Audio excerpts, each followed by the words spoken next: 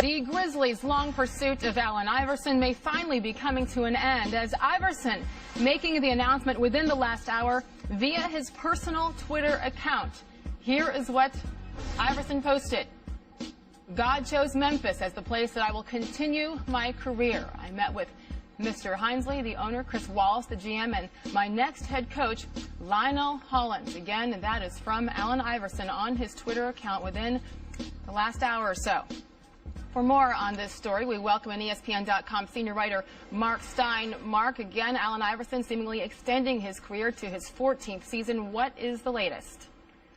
Well, it hasn't officially gone through the league as a signed contract, but everybody now is treating this as a done deal. Iverson has told the Grizzlies he's coming. He's announced it to the world. And really, we've been anticipating this now for over a week and probably longer, because at this point, there was really nowhere else for Iverson to go. He's spent the whole summer waiting and hoping that Miami or Charlotte or New York, that one of these teams would come at him with a bigger offer, but none of those teams are in the financial position to do so. So in this market, a one-year deal for $3.5 million is really the best Iverson was going to be able to do.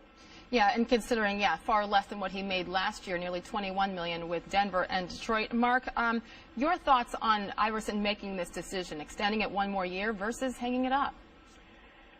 There was a lot of talk that when everything fell apart in Detroit, when Iverson said, "Look, I'd rather retire than come off the bench." So at the time, a lot of people were saying, you know what, maybe he is going to be like Latrell Sprewell. Maybe he just can't bear the thought of not being able to start anymore. And that stance really boxed him into a corner in a way, because with all the other baggage or reservations teams might have about Allen, if you're basically saying to teams, I'm only going to play if I start, that's going to scratch a lot of teams off the list. But the Grizzlies insist that Iverson has backed down from that stance somewhat. They say there are enough minutes there. I mean, there's certainly going to be a ton of skepticism here, because they've got O.J. Mayo, Rudy Gay. This summer they traded for Zach Randolph. Now they're bringing in Iverson. Are there really enough basketballs for all those guys?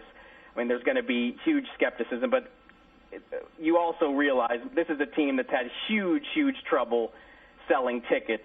And Memphis is a city that Iverson can probably still do that.